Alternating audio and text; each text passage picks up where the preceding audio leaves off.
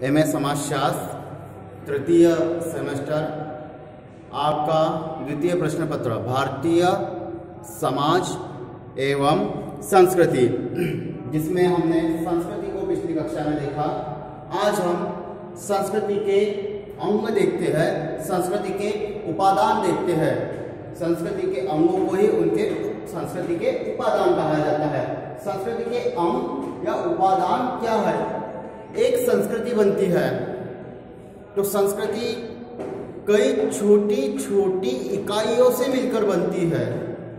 उनमें कई छोटी छोटी यूनिट्स जुड़ी होती है और उन यूनिट्स या इकाइयों के मिश्रण से या उनके योग से संस्कृति का निर्माण होता है। बिना इकाइयों के या इकाइयों के अभाव में हम क्या कर सकते हैं? क्या हम संस्कृति नहीं कह सकते, या बिना इकाइयों के संस्कृति का निर्माण नहीं हो सकता। इन सभी अंगों को या इन सभी यूनिटों को या इन सभी इकाइयों को हम संस्कृति के उपादान या संस्कृति के अंग कहते हैं। देखते हैं हम संस्कृति के अंग या संस्कृति के उपादान। तो संस्कृति के ढांचे के निर्माण में अनेक छोटी छोटी इकाइयों का योग होता है, जिसका अपना पृथक महत्व होता है। संस्कृति के ढांचे का निर्माण करने वाली इन इकाइयों को संस्कृति के उपादान या संस्कृति के अंग कहते हैं। तो संस्कृति को बनाने में सहायक छोटी छोटी इकाइयां वह क्या कहलाती है? संस्कृति के उपादान या संस्कृति के अंग। इनके बिना हम संस्कृति की कल्पना नहीं कर सकते। अब ये कौन कौन सी उपादान है या कौन कौन से अंग है, तो उसे देख लेते हम। तो संस्कृति के उपादान या संस्कृति के अंग ये कितने हैं? 4 है। पहला संस्कृति तत्व, दूसरा संस्कृति संकुल, तीसरा संस्कृति क्षेत्र, चौथा संस्कृति प्रतिमा। तो अब हम इन चारों उपादानों को देखते हैं। कौन कौन से 4 उपादान? संस्कृति तत्व, संस्कृति संकुल, संस्कृति क्षेत्र और संस्कृति प्रतिमा। इन चारों उपादानों से या इन चारों अंगों से मिलकर संस्कृति का निर्माण होता है। इनके अभाव में संस्कृति का निर्माण नहीं हो सकता। तो हम देखते हैं उनमें सबसे पहला संस्कृति तत्व। संस्कृति का जो अंग है या संस्कृति का जो उपादान है, उनमें सबसे पहला संस्कृति तत्व। क्या है संस्कृति तत्व? संस्कृति की सबसे छोटी व सरल इकाई। कोई भी संस्कृति हो, उसकी सबसे छोटी या सरल इकाई को हम संस्कृति तत्व कहते हैं। उदाहरण के लिए हम एक दीवार घड़ी को ले लेते हैं। दीवार घड़ी में 3 सुइयां या 3 कांटे, फिर उस घड़ी का ढांचा, जिसमें घड़ी का सामने का ढांचे में कांच, पीछे के ढांचे में उस घड़ी का आवरण या उस घड़ी की हम बॉडी ले कह सकते हैं। तो इन सभी को अगर हम अलग अलग कर दे, कांटे अलग रख दे, कांच अलग रख दे और फिर वो पीछे का आवरण अलग रख दे या पीछे की बॉडी अलग रख दे और उस घड़ी की मशीन भी अलग रख दे, उसका सेल भी अलग रख दे, तो वो क्या घड़ी कहलाई जाएगी क्या? बिल्कुल नहीं। जब एक आवरण में हम मशीन लगाएंगे, फिर मशीन लगाने के पश्चात हम कांटे लगाएंगे। अब वहां पे मिनट, सेकेंड और घंटे के कांटे लगाने होंगे। फिर उसके पश्चात उसे कांच से ढकेंगे और फिर क्या करेंगे? उसको सेल लगाएंगे ताकि उसे ऊर्जा मिले और घड़ी के कांटे बराबर चले, मशीन अपना काम कर सके। ठीक है, तो क्या होगा? ये हमने संस्कृति के संदर्भ में समझा दीवार घड़ी को। ऐसे ही छोटी छोटी इकाइयां मिलकर क्या होता है? संस्कृति का निर्माण होता है। और ये छोटी इकाइयां कैसी होती है? सरल होती है, जिसे हम क्या कहते हैं? संस्कृति तत्व। Doctor SC. दुबे की हम परिभाषा देख लेते हैं संस्कृति तत्व के संदर्भ में। तो डॉक्टर एस.सी. दुबे क्या कहते हैं? संस्कृति तत्वों को हम संस्कृति के गठन की सरलतम, व्यवहारिक इकाई कह सकते हैं। यह एक सरल इकाई है और कैसी है, बिल्कुल व्यावहारिक, जिसे हम क्या कहते हैं, संस्कृति की इकाई कहते हैं या संस्कृति के तत्व कहते हैं। फिर से देख लेते हैं, संस्कृति तत्व को हम संस्कृति के गठन की सरलतम व्यावहारिक इकाई कहते या कह सकते हैं। तो संस्कृति तत्व क्या है, प्रोफेसर एस सी दुबे के अनुसार संस्कृति के गठन की सरलतम व्यावहारिक इकाई। ठीक है, फिर उसके पश्चात हम दूसरे उपादान देखते हैं या संस्कृति का दूसरा अंग देखते हैं, क्या है, संस्कृति संकुल। तो संस्कृति संकुल क्या है, संस्कृति संकुल है सांस्कृतिक तत्वों के कार्यकारी अंतर संबंध। संस्कृति के जो तत्व है उनके परस्पर क्या अंतर संबंध है, उसे हम क्या कहते हैं, संस्कृति संकुल। संकुल मान लेते हैं एक क्रिकेट का या एक खेल का मैदान, क्रिकेट का उदाहरण लेते हैं हम, क्रिकेट के मैदान का उदाहरण लेते हैं तो क्या होगा, वहां पर क्या होना चाहिए, क्रिकेट के मैदान पर मैदान है, उस पर पिच है और खेलने के लिए गेंद की आवश्यकता होगी, बल्ले की आवश्यकता होगी, स्टंप की आवश्यकता होगी और खिलाड़ियों की आवश्यकता होगी।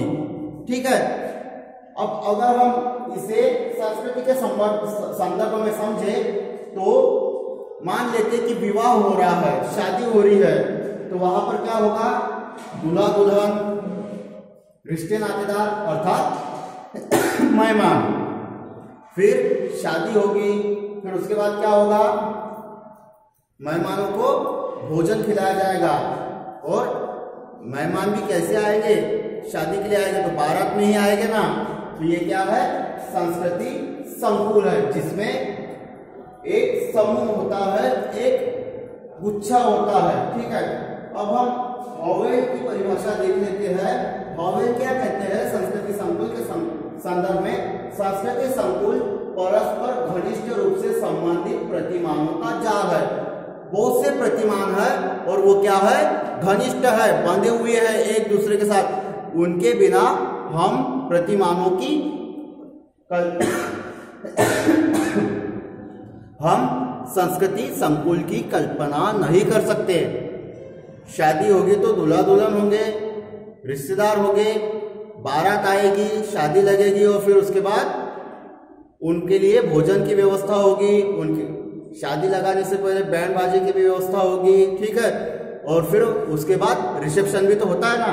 तो ये क्या है, संस्कृति संकुल है। उसके पश्चात हम लेते हैं तीसरा अंग या तीसरा उपादान, संस्कृति क्षेत्र। किसी विशिष्ट क्षेत्र में एक विशिष्ट संस्कृति पाए जाए। ठीक है, एक क्षेत्र है, उस क्षेत्र में एक विशिष्ट संस्कृति पाई जाती है और उस क्षेत्र को हम क्या कहते हैं, संस्कृति क्षेत्र कहते हैं। किसी क्षेत्र में विशिष्ट संस्कृति पाई जाती है तो हम उसे संस्कृति क्षेत्र कहते हैं, परंतु उस संस्कृति पर क्या होगा, अन्य संस्कृतियां भी अपना प्रभाव डालती है या अपना प्रभाव रखती है। अर्थात किसी गांव की, किसी नगर की या किसी स्थान की संस्कृति कैसी होगी, चाहे वहां पे कहीं पे भी जाति धर्म संप्रदाय के लोग हो, फिर भी उनकी संस्कृति में क्या होगी, एक जैसी समानता होगी, सभी एक जैसी होगी उनकी संस्कृति सभी की। अब हर्शकोविट्ज की परिभाषा देखते हैं हम संस्कृति क्षेत्र के संदर्भ में। तो हर्शकोविट्ज कहते हैं, उस क्षेत्र को जिसमें कि एक जैसी संस्कृतियां पाई जाती है, एक सांस्कृतिक क्षेत्र कहा जाता है, जहां पर एक जैसी संस्कृति हो। ठीक है,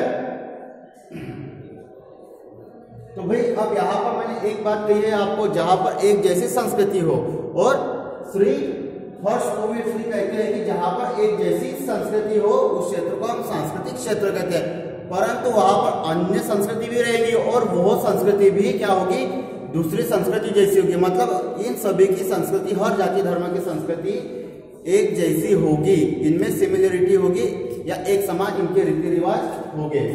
फिर उसके पश्चात हम देखते हैं चौथा अंग या चौथा उपादान, तो वह है संस्कृति प्रतिमान। तो संस्कृति प्रतिमान क्या है?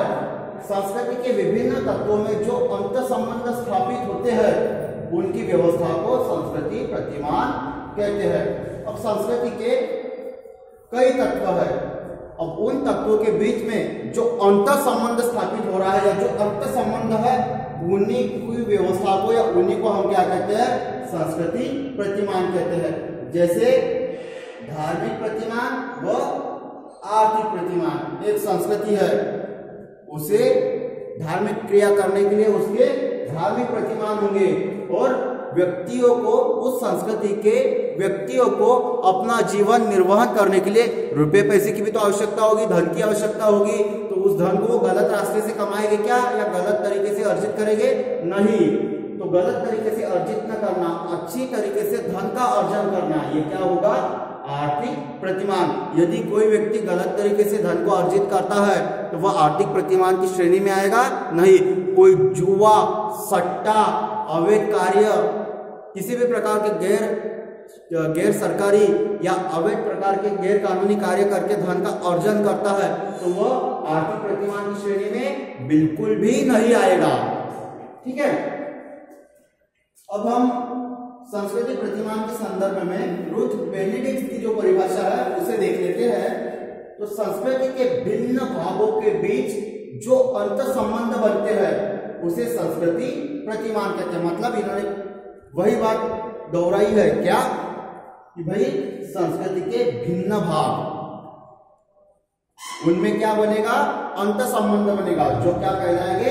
संस्कृति प्रतिमान। जैसा कि हमने यहाँ पर बताया कि हम किसी संस्कृति के है या हम किसी संस्कृति को मानते तो हमारे धार्मिक प्रतिमान होंगे, धार्मिक क्रियाएं होगी।